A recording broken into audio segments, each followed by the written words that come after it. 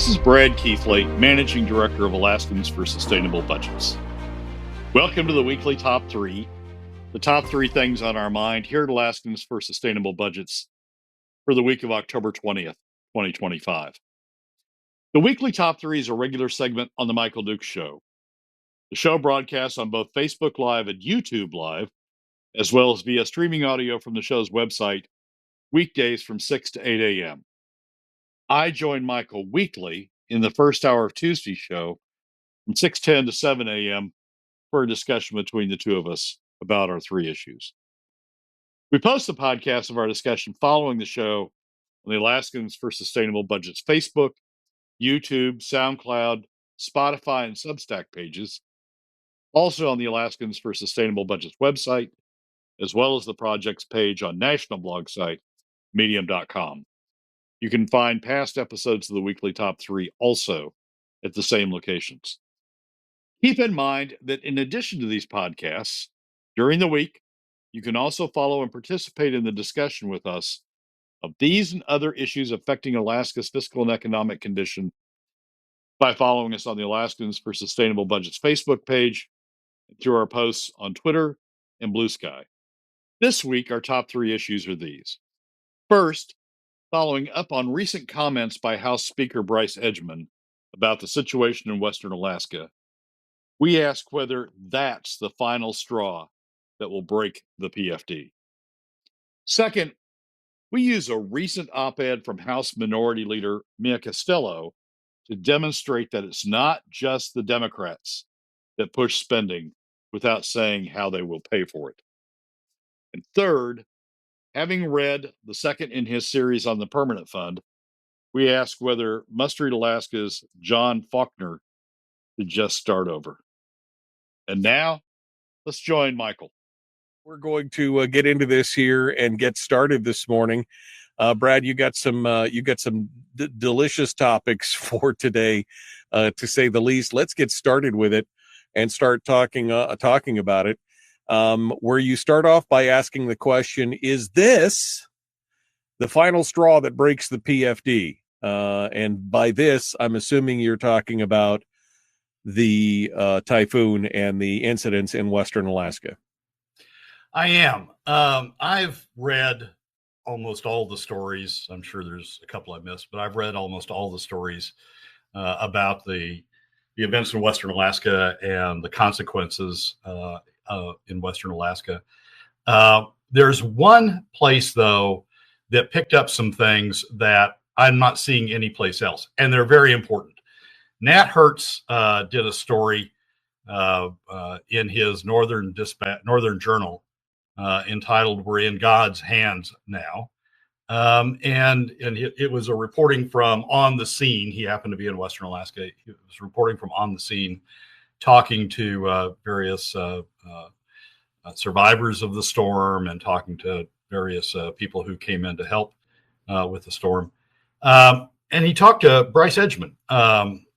And this is the part that I have not seen anyplace else, but he's quoting Bryce in this regard. He says, Edgmon, the House Speaker, told me he's been pondering some of the same questions about the consequences of the typhoon.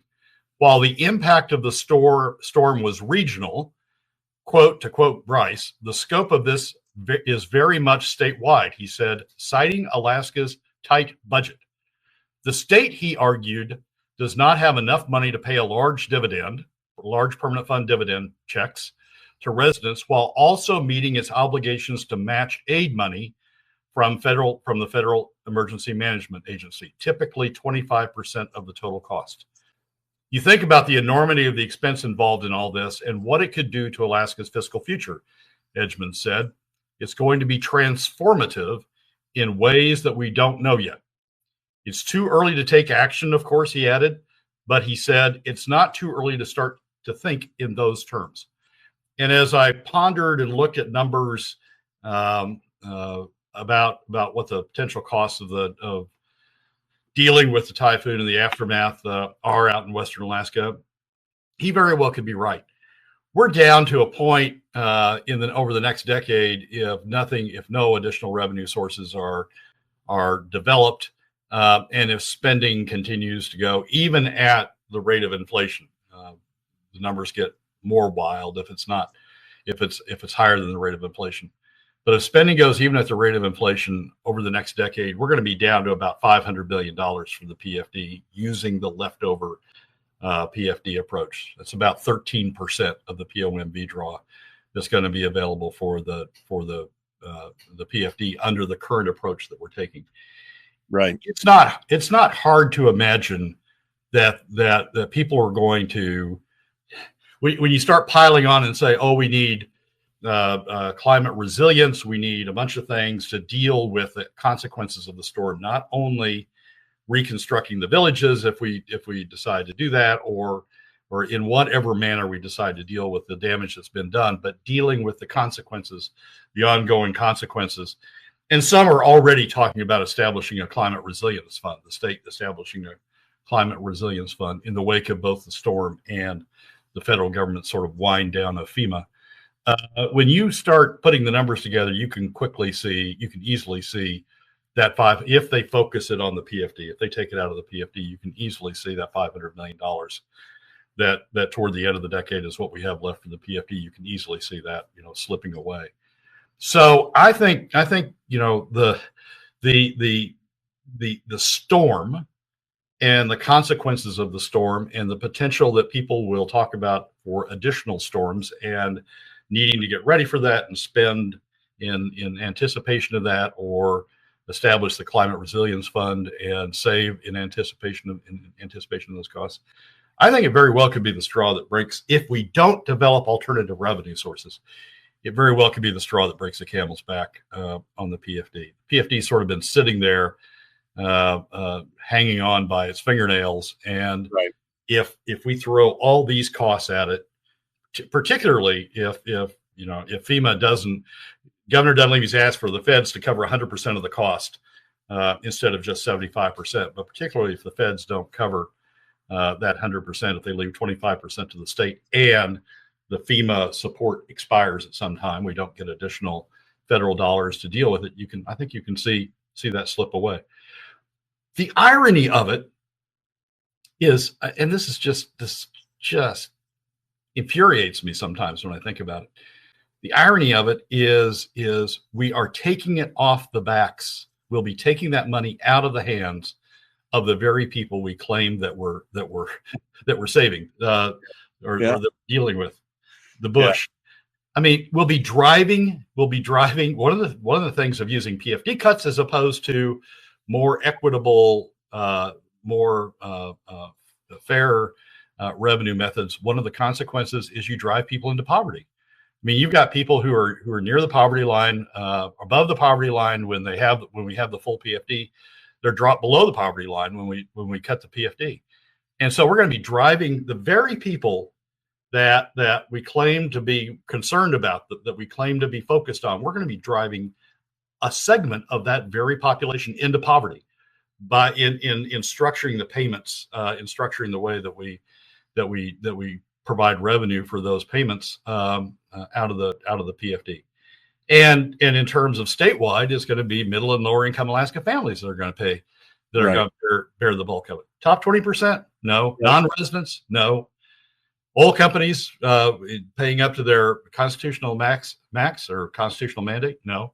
It'll be middle and lower income Alaska families that will be bearing the consequence of that. So this storm certainly has huge and direct impacts on the people affected by it. But looking at Bryce's comment, he just sort of flipped it off. I mean, looking at Bryce's comment, the consequences of this may be for the rest of the state and for Alaska's fiscal situation may be huge. Well, and again, the biggest thing here is that people don't realize that, the cost of the PFD at this point was $660 million this last year, roughly about $660 million for the lowest PFD we've ever received on a average on a tax adjusted or inflation adjusted basis. And so when you start talking about $500 million going away, I mean, that is the end of it at that point. I mean, we're still talking about the supplemental. We're still talking about all these other things. And the biggest question is, like you said, it's infuriating to say, oh, we want to help you, but at the same time it feels like you're helping me, but you're reaching around in my other pocket and pulling out all my money and saying, oh, we're going to help you on the other hand with what we've just taken out of your pocket. It's crazy.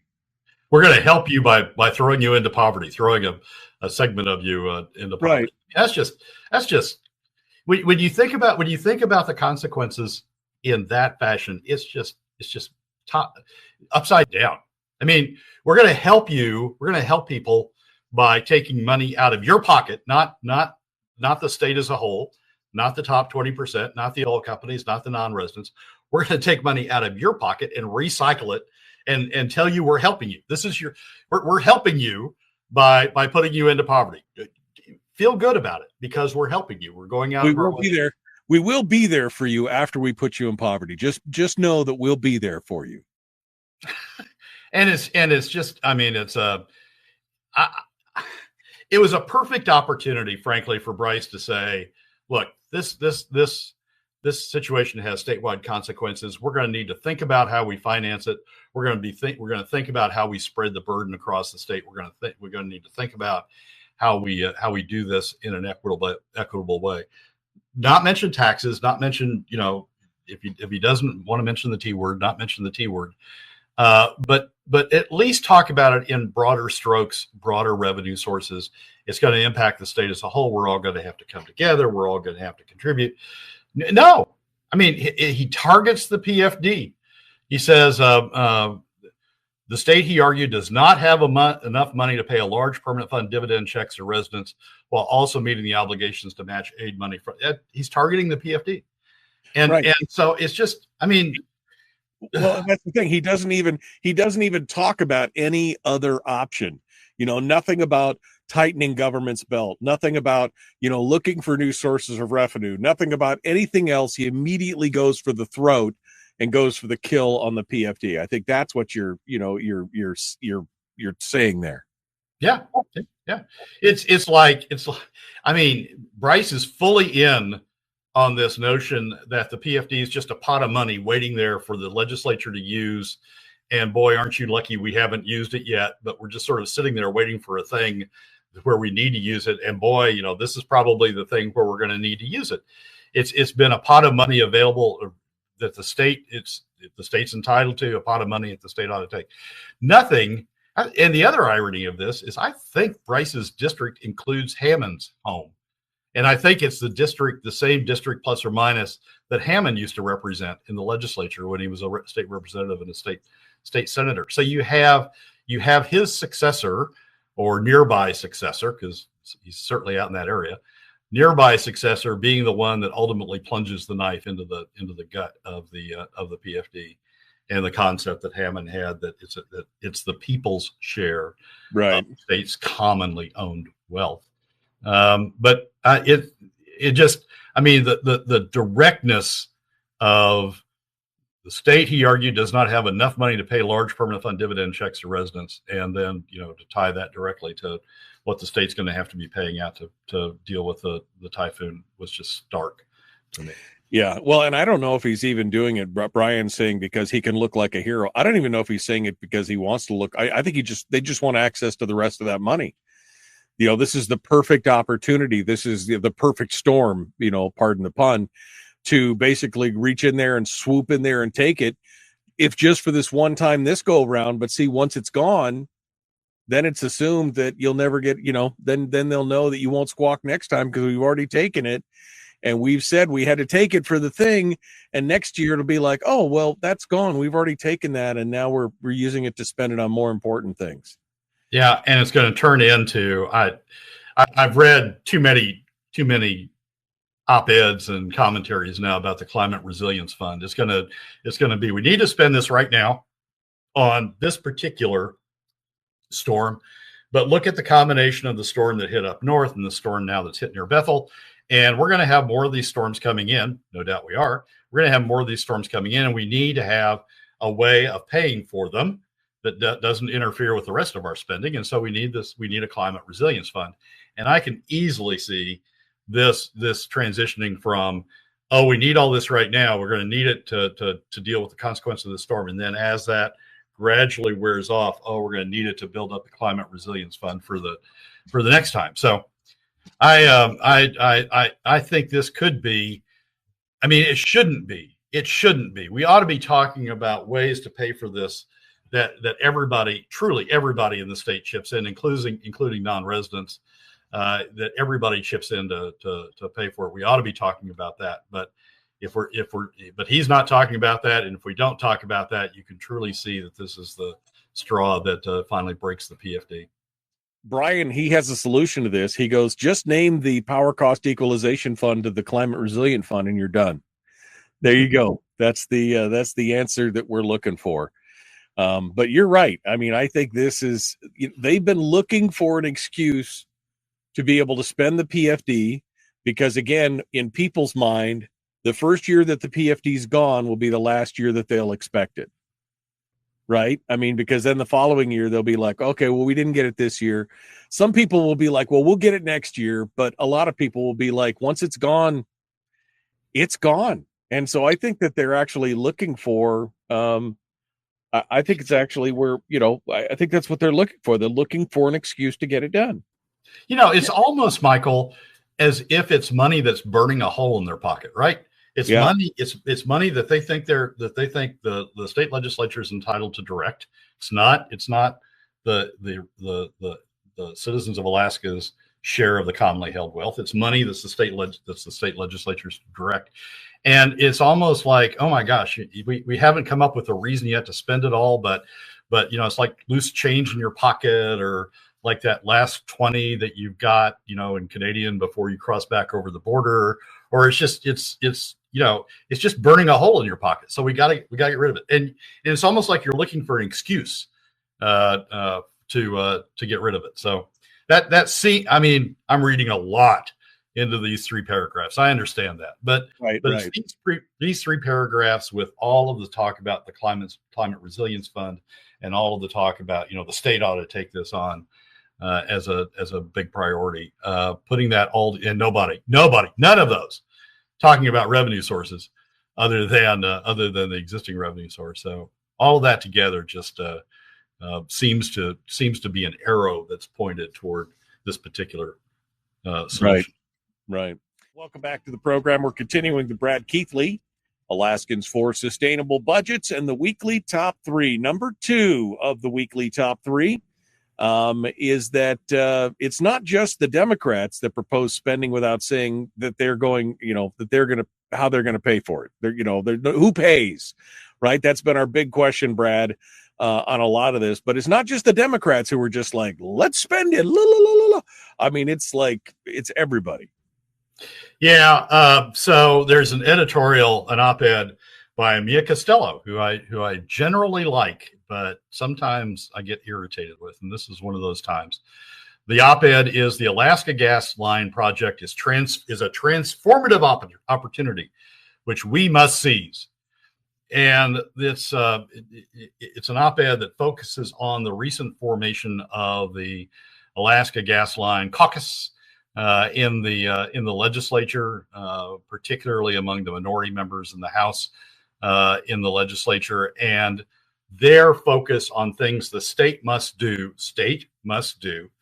to get ready for the opportunity of the gas line. This particular op-ed focuses on workforce development and on the state developing more workforce education programs to prepare the workforce for working on the pipeline.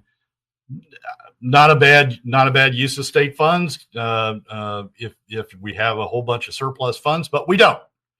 And so it's like all those K through 12 funding op-eds or K through 12 spending op-eds that I complain about from time to time, which is somebody writes this op-ed and says, "Oh, we got to spend here. We got to spend here. It's important to Alaska's future. We gotta make these decisions. We've got to have this additional spending," but without mentioning where the heck the revenue is going to come from. Who's going to pay for it?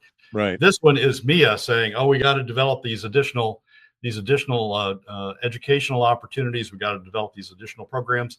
but nothing in here about how you're going to pay for it. Nothing in here about how we're going to develop the revenues to pay for it. The thing that sort of really irritates me about this is if the AKLNG line comes through, it won't. But if the AKLNG line comes through, we're going to have a bunch of outside. No matter how much we educate Alaskans, no matter how many workforce educational opportunities we provide, we're going to have a bunch of non-residents come in here and take advantage of it during the construction. But we don't tax them at all while we're here. So we're going to have Alaskans, only Alaskans, paying for these programs through PFD cuts, if we've got a PFD left by then, or maybe through sales taxes, which is the most regressive form of tax. We're going to have Alaskans largely paying for these programs or largely paying for the costs. And we're going to have all these non-residents in here who are going to get away tax-free or scot-free, as Governor Hammond used to say. This is the perfect opportunity to say, look, we've got this big gas line project coming up. We need to educate Alaskans to be able to work on it. We need to have workforce development and get them the skills that they need to be able to work on this pipeline and other things that come along if this pipeline goes through. But we also need to think about how we're going to pay for it. And we need to find a revenue base that includes non-residents who will also benefit from this project and benefit from other projects.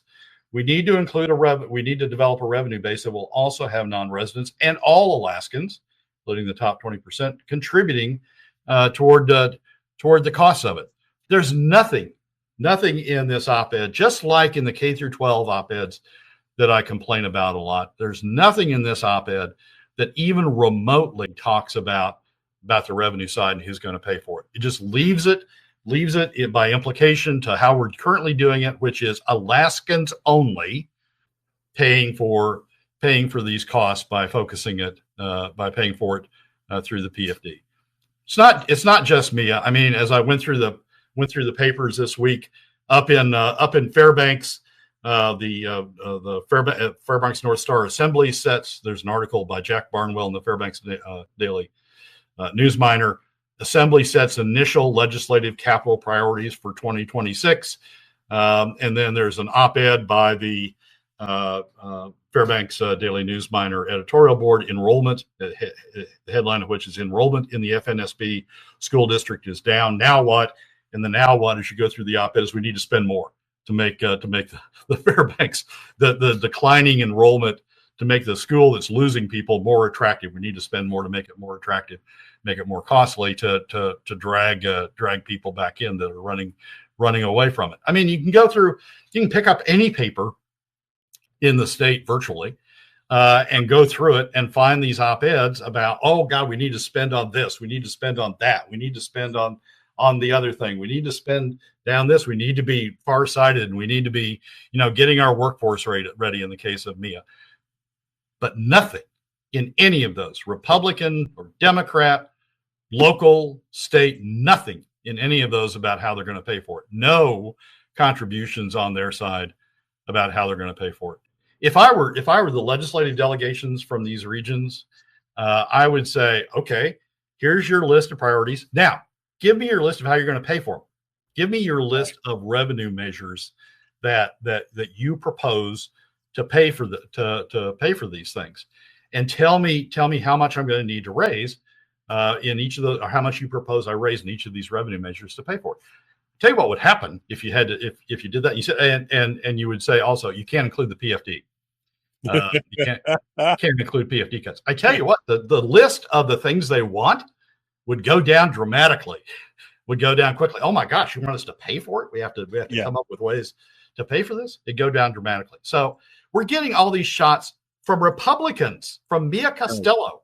Yeah. We're getting all these shots about, I want to spend more. And it's a great thing. I want to spend more. And I want to spend more on really good things. But this time, Brad, this project is important. That's the only time. I would never advocate, but for this time, this one project is important. I mean, this is, again, the problem, because every time it's some important project, right? Yeah. That's it. Every time it's some important project.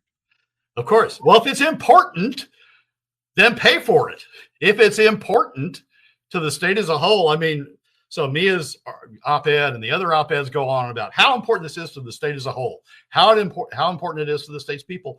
Well, if it's important to the state's people, have them pay for it in a way that is revenue equal or revenue neutral.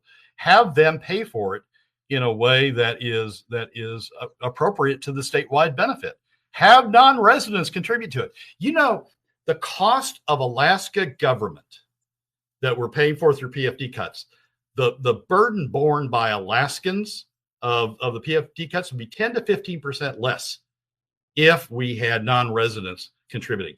Our PFDs could be 10 to 15% higher if we had non-residents, at least 10 to 15% higher, if we had non-residents contributing to the revenue base. But we don't. We force Alaskans by using PFD cuts, we force Alaskans to pay for all of it.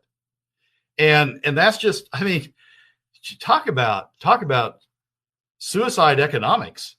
I mean, you're just collapsing the cost on a very small portion of the total of the work. Well, on a portion of the total population in the state, the total workforce in the state. You're collapsing all this cost just on Alaskans, and then we have outmigration. So the number of Alaskans is going down. If you look at the number of PFDs are going down, and so the costs are increasing, being focused on a smaller and smaller population. We need to end this. And these op-eds are perfect opportunities to talk about that issue. You know, perfect opportunity for the Fairbanks North Star Borough Assembly to say, okay, how are you going to pay for it? To talk about including non-residents, to talk about including other revenue sources in meeting your demands. But we don't. We let them get away with. We let op-eds get away with just being one-sided spending. We let the Fairbanks North Star Borough get away with being one-sided. We let the editorial page of the Fairbanks News Miner get away with being one-sided. Just talking about what they want to spend it on and what we need to spend it on, as opposed to how we pay for it. Yeah, no, I mean, look, I mean, this article specifically was targeted at workforce and labor development, which is all well and good, but you're focusing on the beginning where she's basically saying we need to fund the gas line because now's our opportunity and it's a once in a lifetime opportunity, yada yada. But again, no commentary on how anything gets paid for. And again, touting all the great things that Glenn Farn brought up, but there's still no pricing. We still do not have a new price tag for this gas line. The last tag we have is 10 years old at $44 billion, right? I mean, that's 10 years ago, pre-COVID, pre-tariffs, pre-steel changes, and Japan buying US steel. I mean, pre all that stuff. And we still don't have a number. How are people still like, oh yeah, I mean, just like they're drinking the Kool-Aid on this. We've got to know what the numbers are. Right. And articles like this and the caucus and all that, and the caucus meeting, I followed the caucus meeting where they had everybody come up, where they had Glenn Farn and others come up and testify about the status and how great things were and how it was looking good. All of those are they're trying to get our toe in the water and say, oh yeah, okay, this is going to work. You know, we want to be supportive of it. This is a great thing. And then gradually they're going to start rolling out, you know, how much Alaska's got to contribute to get all this benefit. This is sort of the first shot of that. Well, Alaskans need to pay for all the workforce development for Alaskans. We don't need a broader revenue base for that. Well, that's why there's no price tag, because they want to slow roll it on us and try and slowly turn the temperature up in the pot until you realize that it's on a full rolling boil and you're in the middle of it. That's what they want to do. There is no economic way to be able to pay for this gas line if they don't have outside investment. And what it's telling me right now, because they're refusing to put those price tags out, the investment's too damn high, and they can't get any investors on it. That's what it sounds like to me. Yeah, you know, if they were confident this was going to work, they would have those numbers out there. They would have the cost numbers out there, or at least some ballpark figure on the cost numbers, so people can sort of be absorbing that. But it's all cheerleading, right? I mean, the governor's gotten involved in it too. it's all cheerleading about this project. It's all cheerleading about how important it is, how essential it is, what great things it's going to do, without any economics related to it. And then after everybody gets whipped into this froth of, oh yeah, got to have a gas line, got to have a gas line, and then boom, you got to pay this. You got to give up on property taxes. You got to make these concessions. Oh, but we're all excited about this. So okay, we'll do all that. And it's just, I mean, you can see how they're trying to play this. Mia's article is a piece of that. Mia's op-ed is a piece of that, trying to whip up, oh yes, we need these workforce development because there's going to be all these jobs.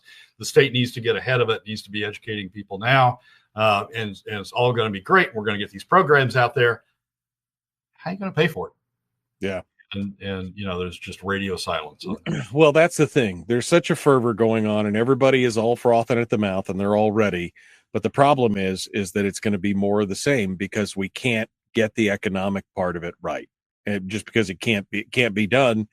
And it'll be, my fear is that 3 years from now we'll be looking back, going, "Wow, how did we get all stirred up about this gas line when we really didn't have any underpinnings for this whole argument?" It's just. It's crazy. It's absolutely crazy. I want to loop back because I don't subscribe to the Fairbanks Daily News Miner because it just irritates me so bad.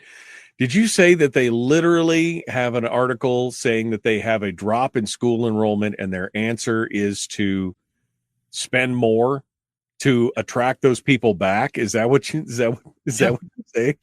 Yeah. Enrollment in the FNSB school district is down. Now what? And let's see if I can piece down to where.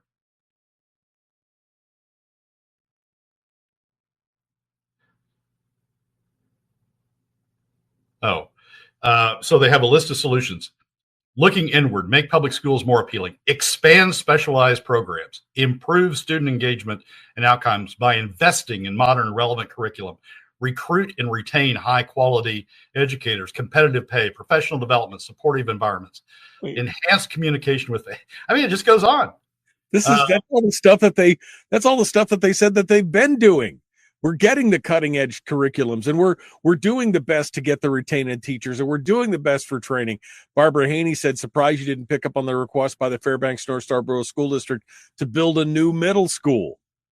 They got a declining enrollment, and they want to build a new middle school on top of that. I mean, this is just nuttiness at this point. Well,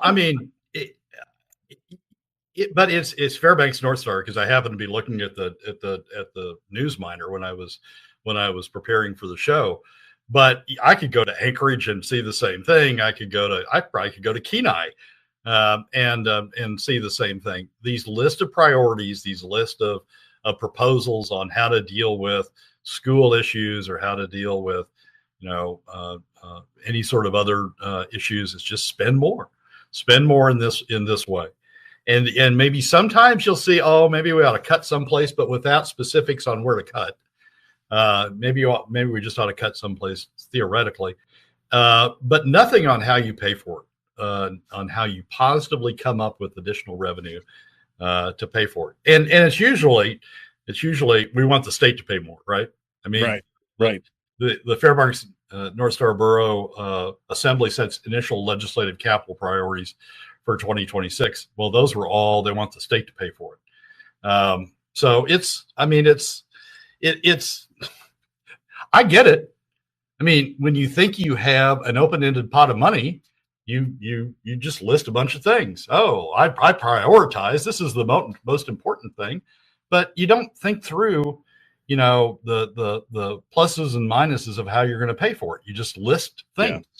Yeah. And maybe you cut the list off a little bit early one year to say, I'm being conservative. I didn't list the top 15 things. I only listed the top 10. But none of this has how you're going to pay, how you want the state to pay, how you envision the state to pay for it. They just get to send in their request form. They get to send in give us this list, but without stepping up to the bar and saying, and we think you ought to pay for it this way. Not even being upfront about it and saying you ought to pay for it through additional PFD cuts. Nope, can't even say that. It's just we ought to think you need us to give us more money for these things. I mean, I just, doomed. We're doomed, Brad. These people cannot see the forest through the trees. They cannot just, we are rapidly reaching that point where I've been saying it the last few weeks, but we're rapidly reaching that point where there is no more road to kick the can down. Like what are you not paying attention? We're about to reach the end of the road because there is no more money. And what's going to happen then? Are the politicians just going to, the ones that are in, they're just going to retire and bail out and head out of state and say, see ya, leave you holding the bag? I keep saying it's a game of musical chairs, and there's one freaking chair in the middle of the room, and that's it.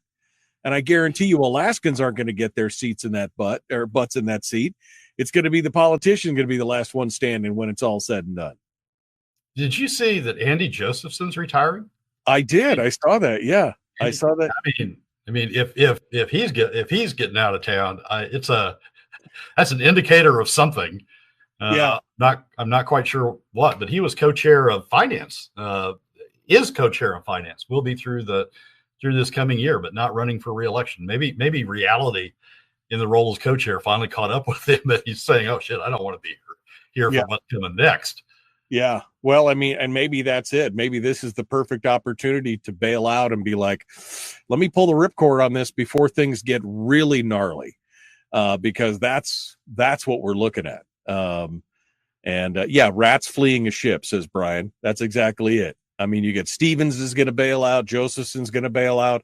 A bunch of these people who were big spenders all over the place, they're just going to pull the ripcord and they'll be like, see you, Charlie, as they go out the back door. And you're the ones that's going down with the plane, But just to go back to the beginning of this, it's the Republicans that are adding to it. Mia's op-ed of spend more, but don't talk about where the revenues are going to come from, is just adding to this situation. Welcome back to the program. Brad Keithley, Alaskans for Sustainable Budgets, the weekly top three. Woo! We were into it hot and heavy there in the break, coming back into it. So frustrating to watch all this stuff going on. And we were just talking about rats fleeing the sinking ship, which I think is a good analogy for what we've been talking about here. For what's happening in the state. We can get into that a little bit later. But let's get on to number 3, which was our discussion on the permanent fund and more, the corporation and everything. John Faulkner may need to start over, is what Brad said. We started last week with his part 1, and now we're working on to the great debate of the permanent fund, part 2. Brad, what do you say here? So last week we talked about John's first piece on the permanent fund that was on inflation proofing. And John essentially was making arguments that both feed in and support those who want to collapse the 2-account fund, which actually protects the corpus, into a single account, which would create a backdoor into the corpus and allow the legislatures to start draining down the corpus when the permanent fund corporation is not earning enough to cover the withdrawals. And John's argument last week was directly in support of that, by saying we need to cover inflation proofing with cash, which we don't, taking out of the earnings reserve, which also feeds into the argument of having to cut the PFD because there's not enough cash in the PFD to both cover the inflation proofing in cash and the PFD. This week, he goes on and he talks about following the money. The title of this is "Follow the Money," and he lays out just sort of how the permanent fund works, but he leaves out a huge component of it, as he's talking about the earnings reserve account and calls it the legislature's main piggyback and goes through what the earnings reserve account. He says this. The legislature can appropriate earnings reserve account funds for any lawful purpose, provided withdrawals stay within the percent of market value cap, a formula designed to limit spending. Within that limit, however, the legislature exercises broad discretion. That is why the ERA is described by many as the primary revenue source for our state budget. Well, that's not the way the statute works, John. The way the statute works is the way the existing statute works, has worked since the early 1980s and continues to work today, not been amended. The way the statute works is the POMV draw is calculated. Then from that, and this is in descending order in the statute, from that, you're supposed to set aside the permanent fund dividend at the statutory level, and then the remainder after deducting the statutory permanent fund dividend, the remainder is what's available to the state, and it's not much. It's not in the big scheme of spending. It's not that much. And so, if you withdrew the permanent fund dividend, according to the statutory method, if you withdrew the permanent fund dividend as the statute provides, that would be a constraint on spending because the amount remaining would be limited.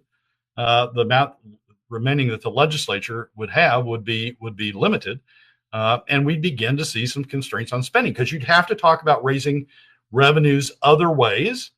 And when you start talking about raising revenues other ways in the form of a tax or some other mechanism, people start pushing back on spending. By allowing them to use the permanent fund dividend, you're really only affecting middle and lower income Alaska families, and they don't have a big political voice. That's a huge step in the way the statute works, the way the statute's supposed to work. And John just completely misses it, just completely ignores it. The legislature what he says is the legislature can appropriate ERA funds for any lawful purpose, provided withdrawals stay within the percent of market value cap, a formula designed to limit spending. Within that limit, however, the legislature exercises broad discretion. It doesn't. I mean, the way the statute works, it doesn't. And it also irritates me when people talk about the POMV, the statutory limit of the POMV, and say, well, that's a statutory limit. We've got to observe that statutory limit. We've got to respect that because it's in statute. The PFD is in statute. Indeed, right. In the same statute. And we don't respect that. I mean, we just ignore that and keep on going. So why does anybody think that we're going to that when push comes to shove, we're going to respect the POMV statute? Or conversely, if you want to argue that we need to respect the POMV statute because that's a hard limit in statute, then we ought to respect the PFD calculation because that's also a hard calculation in statute. I think John, I'm not sure what John's trying to do with this series on the permanent fund, but so far the first two pieces of it have not really been very conservative or not been very straightforward in terms of how the permanent fund it works or what the real protections in the case of the earnings reserve, what the real protections are from requiring the two account system. Yeah, no. Again, I'm trying to figure out what he's tracking to with this, and again, the fact that he's kind of got the ERA component of it, backwards as far as what the POMV does and how much money it draws in there, and again, the fact that we're ignoring the statute. That's the thing that just I mean, but the POMV is so important and so sacred. Again, it's a statute. It's not a constitutional mandate. It's a statute, and they can change anything that they want. Just like they're ignoring the current statutory formula, they could ignore the POMV draw at any time. They could, if they wanted to, they don't have to. They could do it whatever they want out of the ERA. And if you think the POMV statute is important and we ought to respect it and we ought to uphold it and we ought not to do anything to undercut it, then we ought not to be undercutting the PFD statute. Because it's in the same damn statute. It's got the same legal status as the POMV cap. It's got the same impact on calculations as the POMV cap. We ought to be respecting the PFD statute. And if you don't like it, change it. Have the guts to change it. But just ignoring it undercuts the rule of law, undercuts respect for law, and is undercutting the hell out of the POMV statute at the same time. Brad Keithley, Alaskans for Sustainable Budgets, the weekly top three. We're down to the last 2 minutes here for the program today. So, Brad, you want to summate with all your thoughts on all this? I mean, we're talked about, is the PFD, is this the bullet, the magic bullet that goes into it? How do we pay for all of it? And, of course, Can we get all the details right? That's kind of the big thing here. So hit us with it.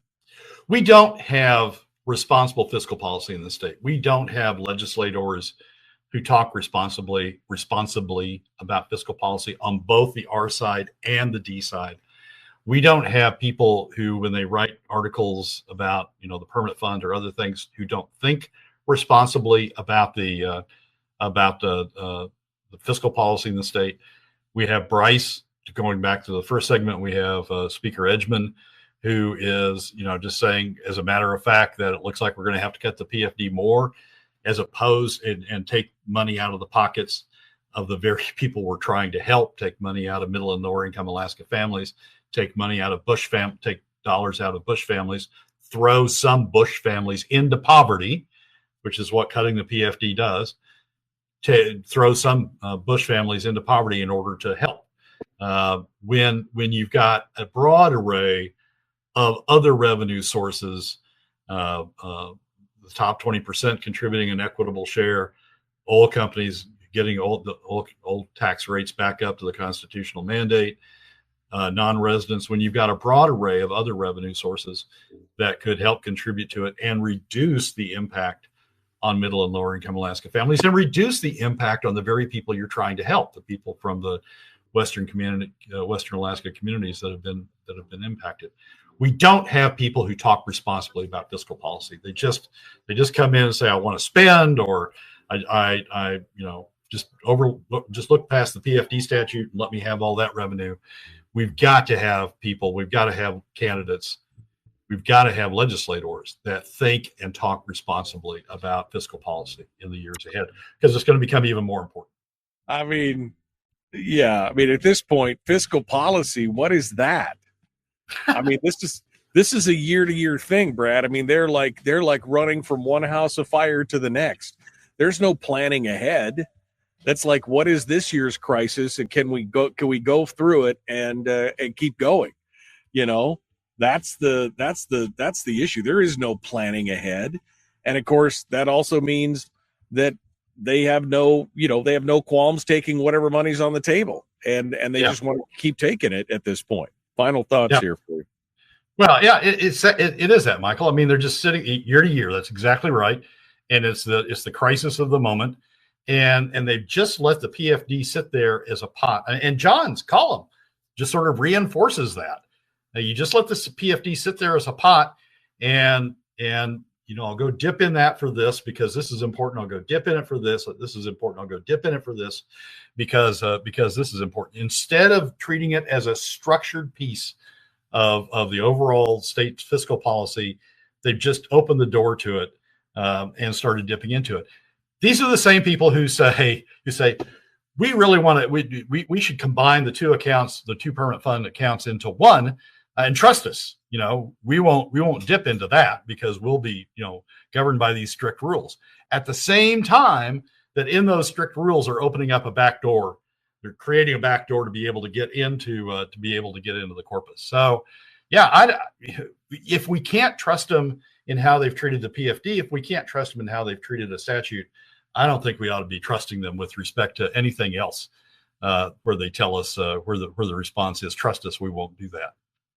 Yeah, no, I mean, again, and like I said, they have no plan beyond this next year. I mean, it still boils my oats that Bryce, Stedman, sorry, it was Stedman. It really just chaps me that he's, we were talking about how bad next year is going to be, and then he says, but we don't want to focus on that. We want to focus on right now. Should you not have a long-term? We're talking about a crisis moment that is coming that should inform all of our decisions leading up to it. So anything we're doing now will have an effect, either positive or negative, on the future. And your answer is pay no attention to the man behind the curtain. Look over here. This is what I'm doing over here.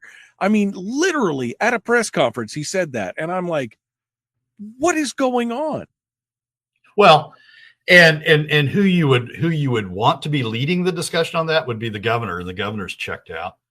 I mean, it's all of his actions are focused on how he's going to run against Lisa in 2 years, if indeed Lisa runs in 2 years. I mean, it's we don't have anybody.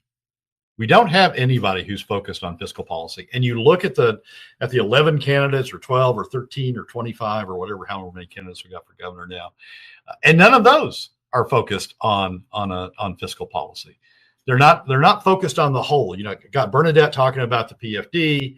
You got Begich talking about, you know, we need to invest more in this and that and the other thing in education and in renewables and in various other areas. You've got Dahlstrom talking about whatever the hell she's talking about. I mean, you've got candidates talking about bits and pieces, but we don't have a candidate who's talking about fiscal policy as a whole and getting this state back on track, on some sort of defined, dedicated track. And that's a problem. So, you know, if there's anybody out there thinking about running for governor, this is your opening. You'll have the field in terms of talking about a comprehensive fiscal policy. Well, and that's the problem. If they get up there and they talk about the comprehensive fiscal policy, they are going to be at odds with every other politician out there who says, I'm going to give you your full PFD. I mean, Will Stapp was on the other day, and I don't know if you saw the show, but he was 100% right on when he's like, I'm so sick of politicians saying, we're going to give you the full PFD. And I say, okay, how do we pay for it? And there's no answers. There's crickets. I mean, if you get up there with a true fiscal plan, you're going to have some hard truths, right? You're going to have some hard truths like there's going to have to be some cuts. There's going to have to be some new revenues. There's going to have to be some changes. It's not going to be comfortable. That's going to be the message to the Alaskan people. And that's not going to be a popular message. You know what will be a popular message? Oh, don't worry. We'll give you a gas line. And don't worry, we'll give you your full PFD. And don't worry, we'll give you a pony on top of it all. And that's going to be the problem.